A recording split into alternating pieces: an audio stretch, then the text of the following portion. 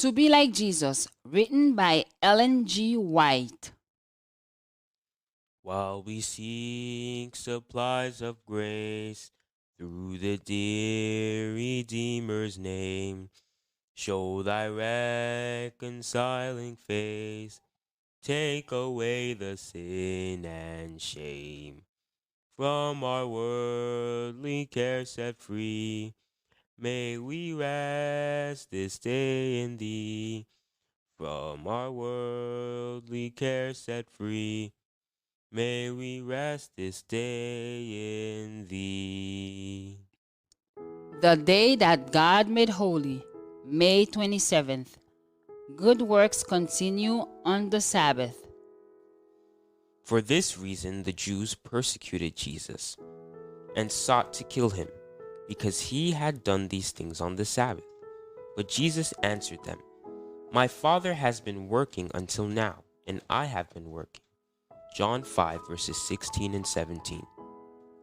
At Jerusalem, where the Savior now was, many of the learned rabbis lived. Here their false ideas about the Sabbath were taught to the people. Great numbers came to worship at the temple, and thus the rabbis' teaching was spread far and wide. Christ wished to correct these errors. This was why he healed the man on the Sabbath day and told him to carry his bed. He knew that this act would attract the attention of the rabbis and thus would give him an opportunity to instruct them. So it proved. The Pharisees brought Christ before the Sanhedrin, the chief council of the Jews, to answer the charge of Sabbath breaking.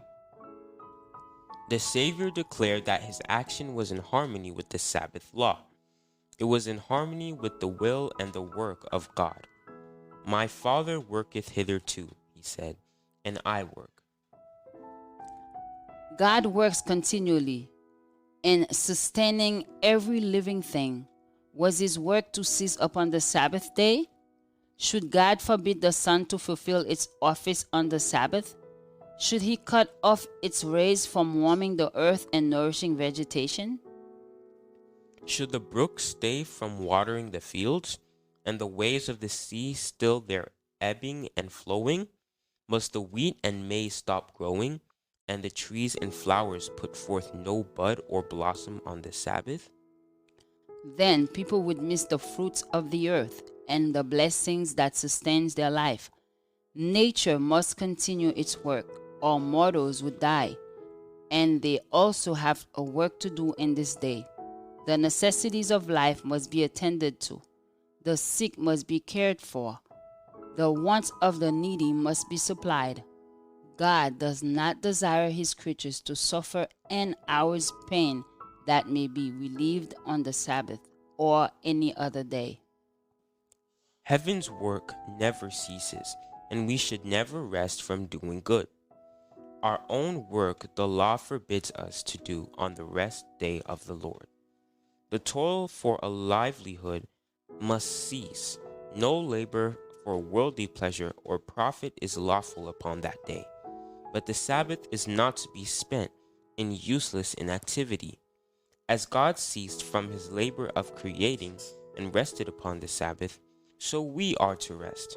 He bids us lay aside our daily occupations and devote those sacred hours to healthful rest, to worship, and to holy deeds. May the gospel's joyful sound conquer sinners, conquer saints. May the fruits of grace abound, bring relief to all complaints. Thus may all our Sabbaths be, till we rise to reign with thee.